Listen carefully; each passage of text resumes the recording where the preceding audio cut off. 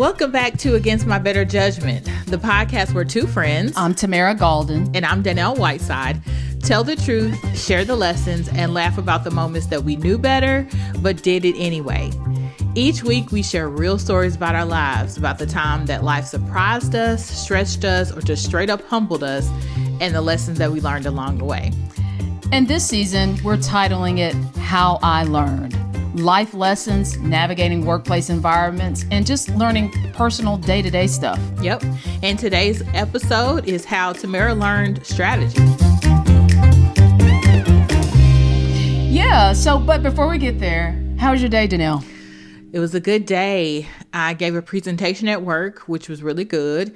And in the last couple of days, I've got 2 papers that are due. And one of them is a group paper. And, group projects are the ghetto. Wonk, wonk. But I have a good partner, so I can't complain about that. But it's hard to put 2 brains into one paper. Are you that partner that doesn't carry your load? Oh, I absolutely carry my load. I don't play that. So you're not going to be talking about me that I didn't do something. I have my stuff done on time. We each had roles and responsibilities, and I fulfilled mine. So, hey, Okay. I'm doing mine. How are you? Oh, geez. I am doing good. Good. Today I actually had a meeting. I'm a part of this organization called BNI, and it's called Business Network International. And fancy. it's a really neat networking group where you pay a yearly and then a quarterly fee, and you're a part of a group, and you literally you really make referrals, and of course referrals make you money, et cetera, et cetera. So with this group, each meeting, you do a commercial, and you do a commercial about your business.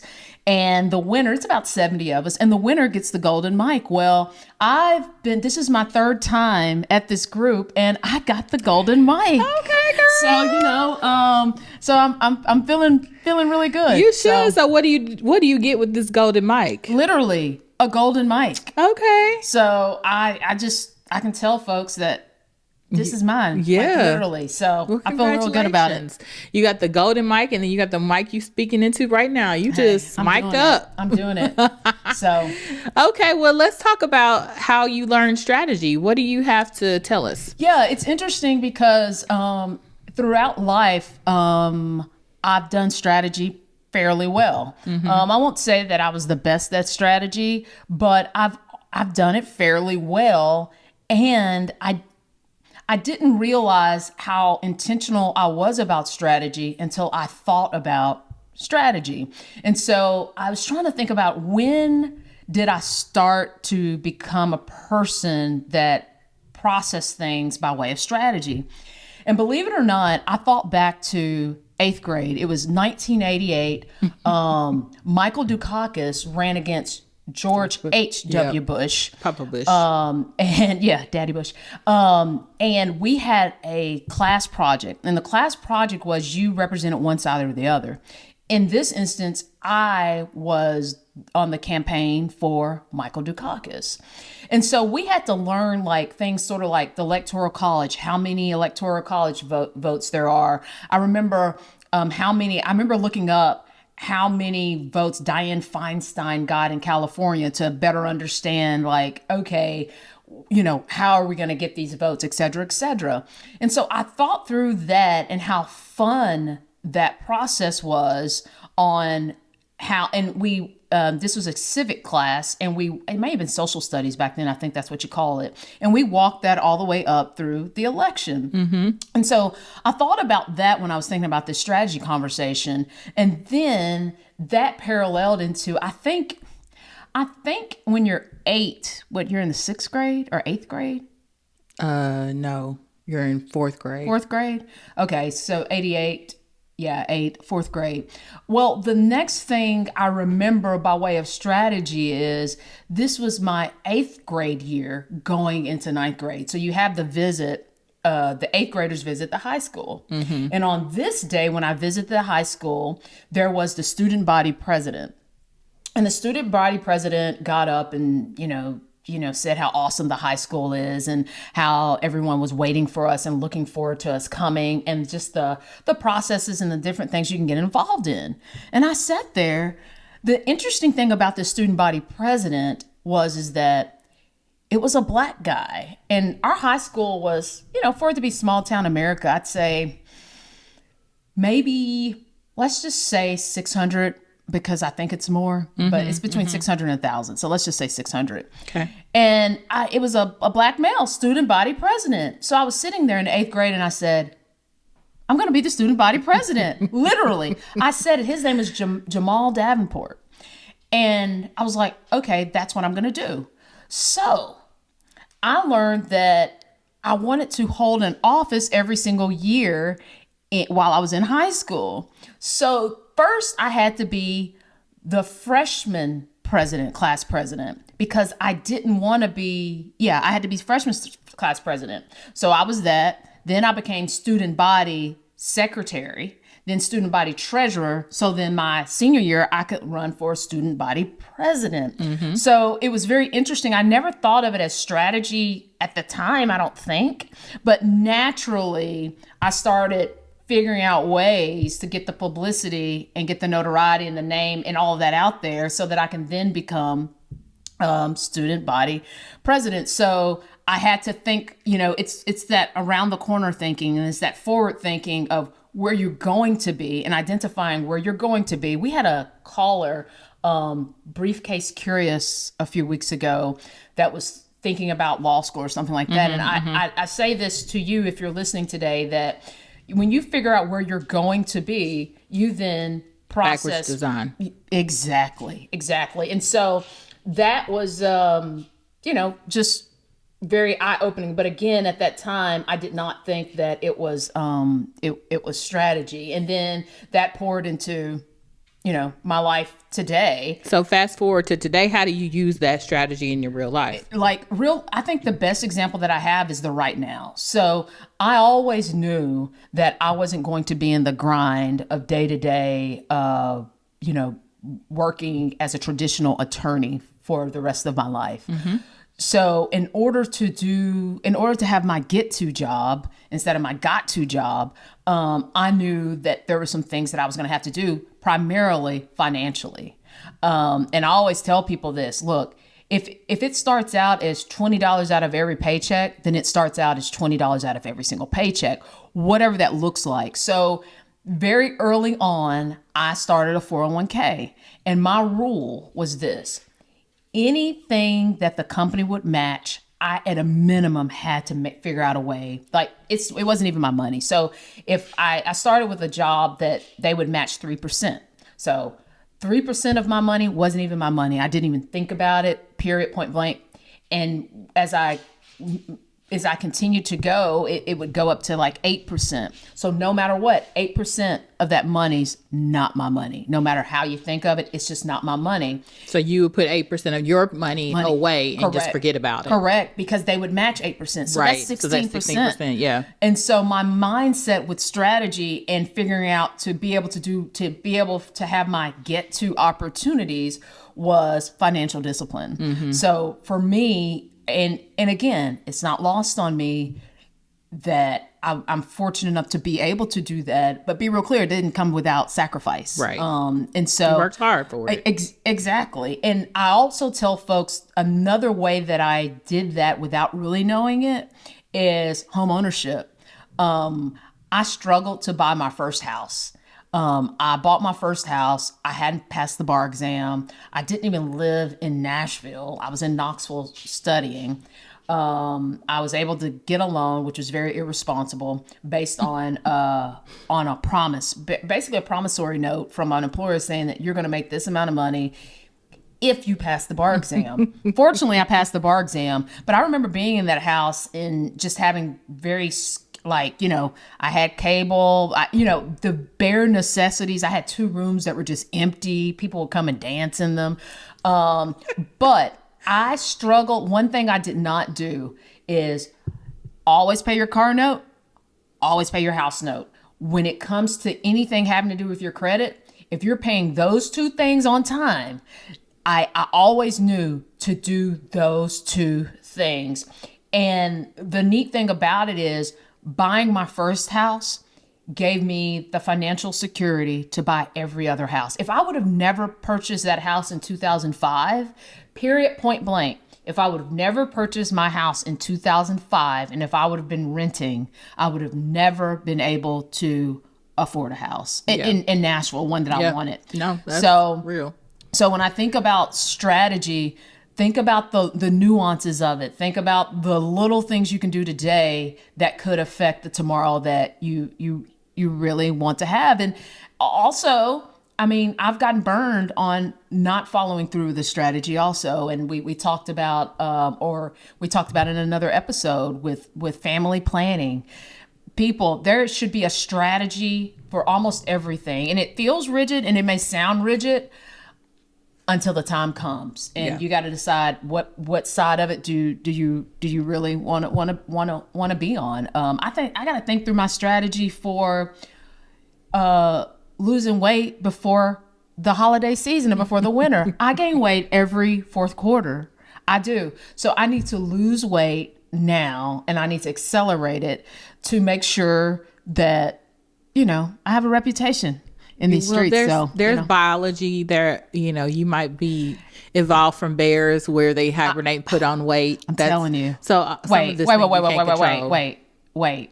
I did not evolve from a bear. I mean, there might be something there might be a biological connection. Give you that. So your body is doing what it's naturally meant to do: store up weight for the winter. That's why it happens anyway. In a Tennessee winter. So I always say, strategy is one of those things. Learn it sooner rather than later. And the other thing is, don't let someone tell you that you're not doing strategy right. So many people want to say to certain folks that, you need to work on strategy. Other people work on strategy at this office. No, you be a part of the strategy. It's a plan. Mm-hmm. And frankly, you really want to strategy doesn't mean anything until you put it in motion. Yeah, for sure. Until you execute. And that's a whole nother story, but. Yeah. I mean, I use strategy every day. Part of my job title has strategic, in it. Mm-hmm. And I've taken, I don't know if you know Strengths Finders, but I've taken Strengths Finders, and my number one strength is strategic. I've been leaning into strategy since I was a very young child. My mom will tell you that I had plans from, like I told her when I was 3, I was going to get baptized. And then when I'm 5, I'm going to get my ears pierced. I had a plan, and I was strategizing. And so if you find that is your natural gifting, that is a strength that you can leverage to pay you.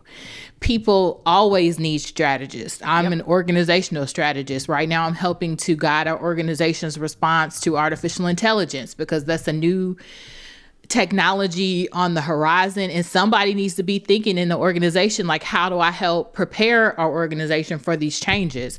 So strategy is everywhere. It's also in your home, as Tamara has alluded to, and the plans that you make for your future. At some point, I need to be strategizing because I want to retire at 55 and I'm 41. So I got 14 years. I need to strategize about how to set myself up for the next 14 years so that I can retire at 55. I have, as I've talked about on this podcast before, I have ambitions to be a university president. And so my entire path for the last few years has been strategizing to figure out, what do I need in order to be ready for that role when it comes to me. Yep. And so you have to make room for, when your plans and strategy doesn't necessarily play out exactly how you had in mind, or perhaps your end goal got interrupted by something else, but you have to have a plan.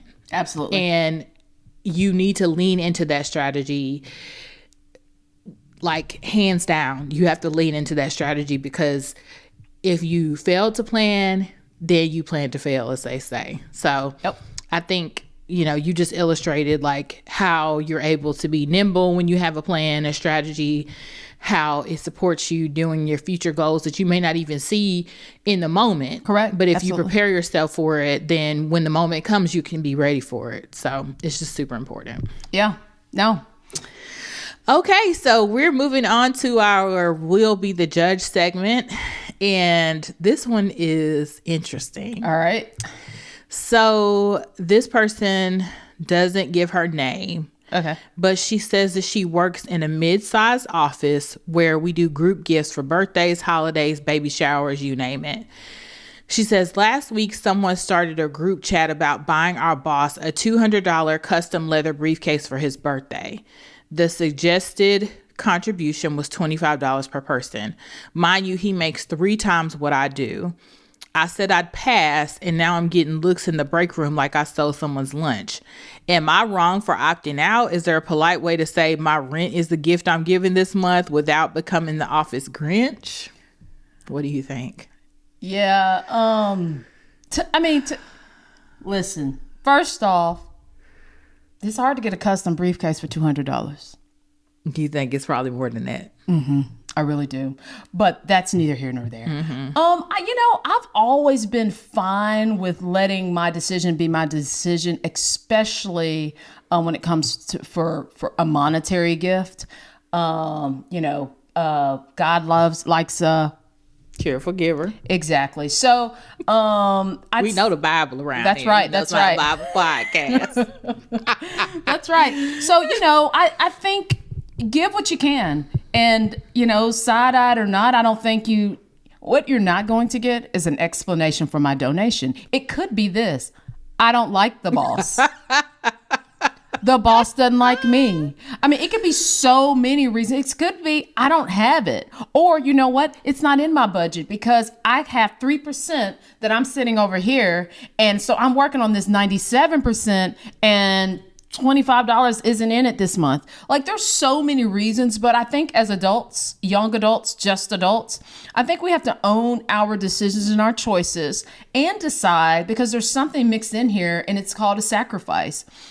Is this a sacrifice that I'm willing to make? Is this the right sacrifice to make? Is the person collecting the money strategically, what will this say about me? And is it worth, reworking some stuff to pay this $25? So you have to think about a whole lot of strategy, different things when you say no or when you say yes. But wherever you land, let it be.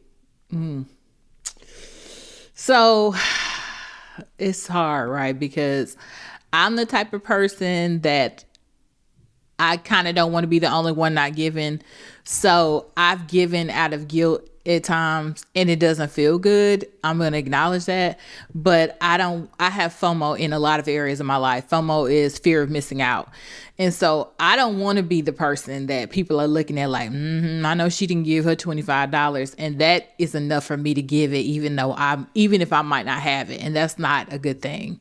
That's a flaw of mine. That's a flaw in my design. And I understand that.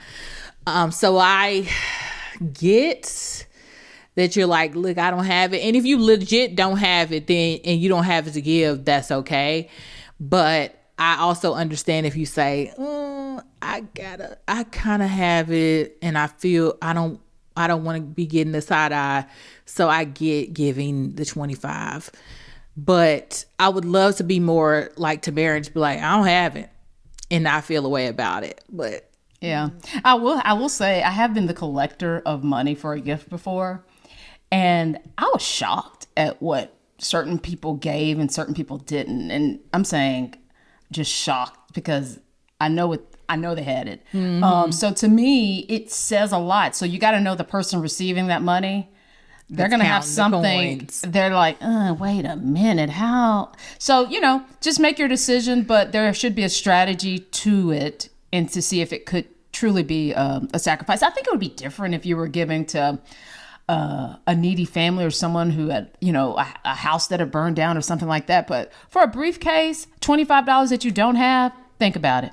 Yeah. And like you said, I mean, especially if you don't really like your boss, you might be like, I'm not parting with my $25 and I totally get it. Yep. So just make sure you sign the birthday card. Hey, whatever you give, you get credit to sign that card. No, whether you gave or not, sign the birthday card. That way, nobody can say it was you or it wasn't you who gave the money. I'm skipping right over your desk if you didn't give. with that card. You better bring the card over to my desk so that I can sign it. That way, if I didn't give, he doesn't know. He doesn't know because my name is on the card. I wish you happy birthday. Many more years. Kudos to you. This is a great time to go to my favorite segment. Oh, wait. I was going to say one thing, though. Say it. Have you, when you check out at registers and they're like, give $1 to the Miracle Children's Network, what do you do? Nope.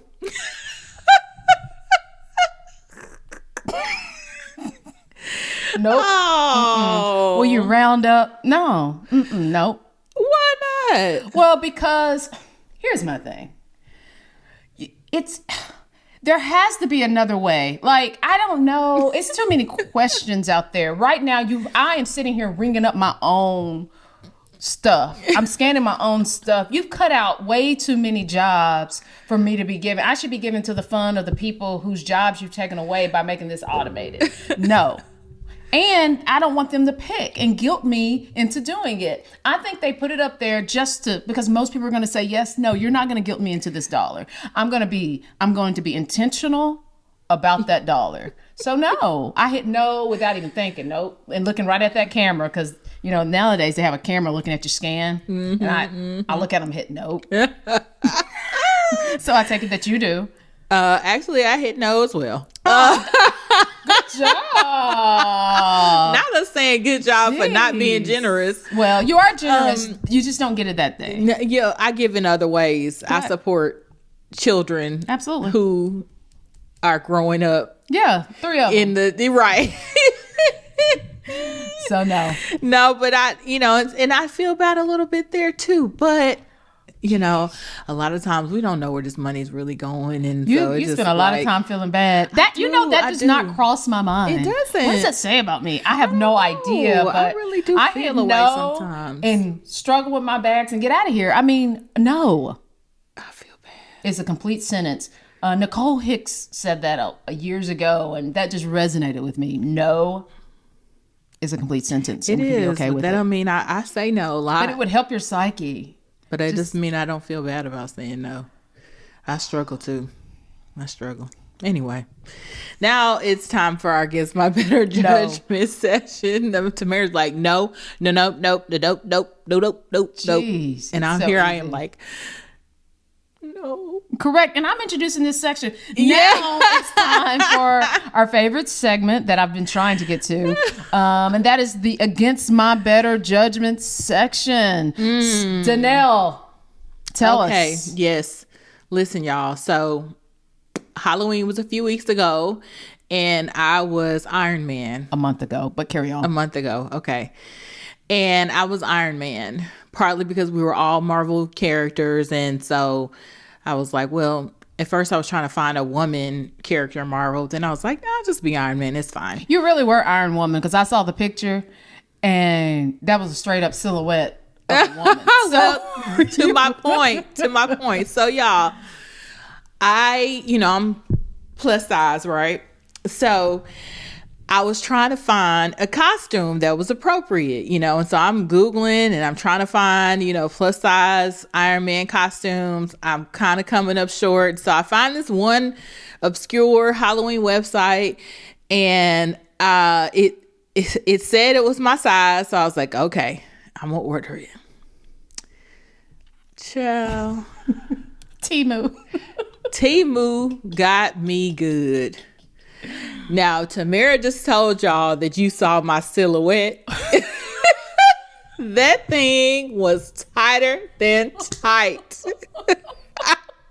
When I first tried it on, my husband couldn't even zip up the back of it. It was so tight. And so I'm not going to wear a girdle for a Halloween costume. That's what we are not going to do. So then I was like, I could feel him like pulling. I was like, this okay. It's okay. Just leave it alone. What'd you leave it open? Hold on. So I was like, well, I knew my mom was coming over there. So I was like, okay, she gonna be able to help me. Because if any woman that's ever worn dresses, that you have to get it at a certain angle and pull it tight and then get the zipper up a little ways and then you pull this section tight and then you can keep this going, the zipper going up. We call that inching it up. Men don't necessarily know how to do that. So I was like, okay, my mom gets over here, she will be able to help me. Sure enough, she was able to help me. So we got it zipped up. And so I was walking around the house with it. And she said, oh. And I was like, what? She was like, you might need to wear something on top of it. It's a little space between the zipper and the bottom of it. I can see your underwear.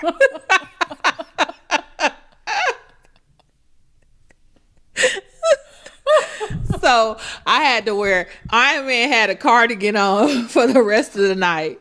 So against my better judgment, this website, I knew it wasn't reputable when I ordered it. I should have just, I don't know what I should have done. My husband, he was Captain America, and he just ordered a hoodie.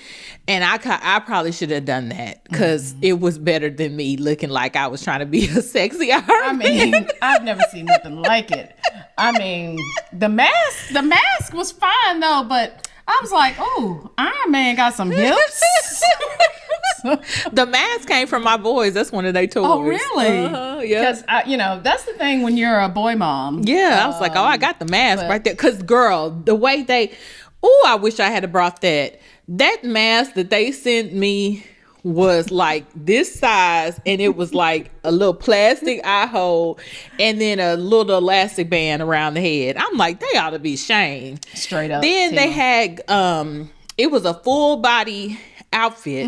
And so they had all the way to your fingers, like gloves over your fingers. So I had to cut this so I could pull my hands out, because what I'm supposed to do with my hands in, I gotta touch my phone and all this other stuff. So I put a slit so I could pull it open and pull it back. Girl, it was just a mess. And I had tried it on the front of my best friend once, and she was like, well, why don't you send it back? And then I was like, child, by the time it gets back overseas to China, they gonna have charged me all kind of triple tariffs and everything. So I just decided I was gonna make it work. Yeah, against your better judgment, you a grown woman then put on a kid's costume. It wasn't a kid's costume. It was just Chinese sizes. They're smaller people, and obviously we're not. So they are not smaller people. They are. In general, they're smaller. Not necessarily. I mean, not across the board, but generally they are. I'm not trying to be derogatory. It's facts. Mama Chinese then.